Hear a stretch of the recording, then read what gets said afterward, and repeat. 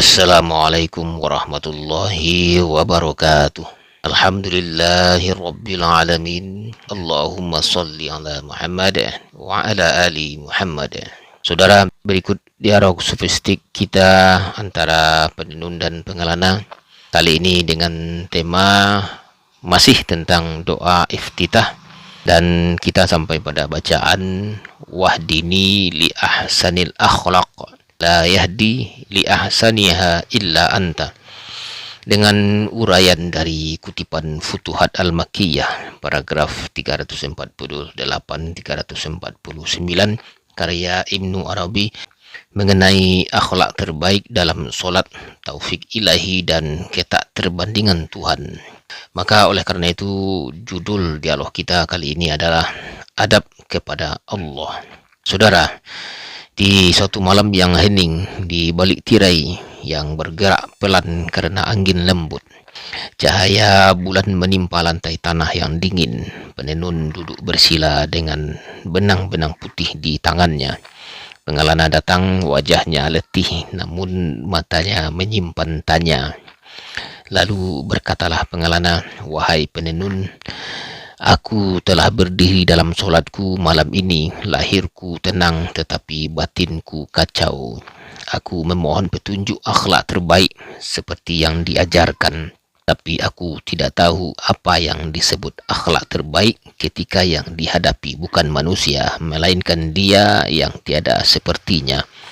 Penenun tersenyum tipis lalu berkata, "Itu adalah pengakuan pertama dari orang yang mulai menyadari siapa yang sedang diajak bicara.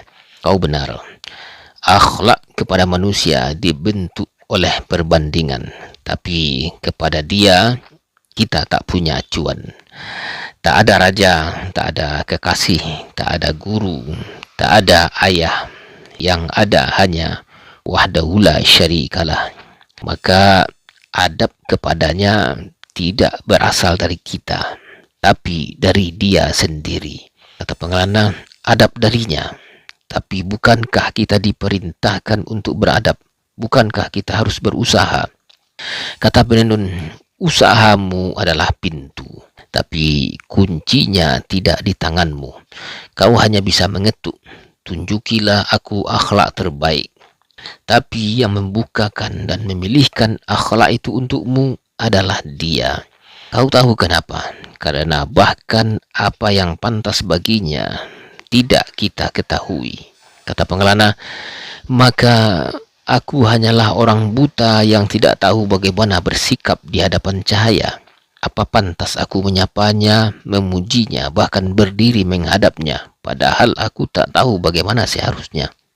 Kata penenun, "Kau baru saja memasuki rahasia terdalam dari solat, bahwa engkau tidak pantas, dan itulah kenapa dia mengajari.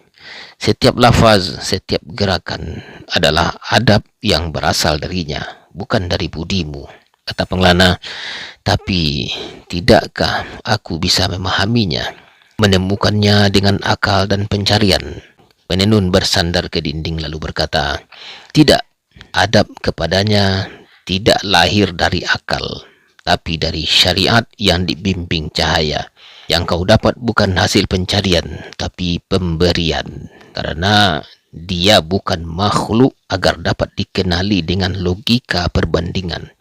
Kau tak sedang berdiri di hadapan raja dunia, tapi di hadapan yang tidak ada sesuatu pun serupa dengannya." Pengelana terdiam lama lalu berkata, "Lalu untuk apa aku terus berdiri bila semuanya bukan dari upayaku?" Penenun berkata, "Karena justru dengan berdiri itu engkau sedang mengakui ketidakmampuanmu. Itulah akhlak tertinggi, tunduk sepenuhnya tanpa merasa memiliki satupun kebaikan." Kata pengelana, "Jadi doa itu bukan permintaan agar aku menjadi baik, tapi pengakuan bahwa aku tak tahu apa itu baik kepadanya, kecuali jika dia sendiri yang menunjukkan." Kata penenun, "Benar, wahai pengelana. Saat kau berkata, 'Wahdini li ahsanil akhlaq,' kau tidak sedang meminta baju indah. Kau sedang menyerahkan tubuhmu yang telanjang, memohon agar dia sendirilah yang memakaikanmu, karena dialah yang tahu apa yang layak dikenakan di hadapan keagungannya. Saudara, keheningan turun, angin berhenti, pengelana menunduk, air matanya jatuh, bukan karena takut, tapi karena kagum.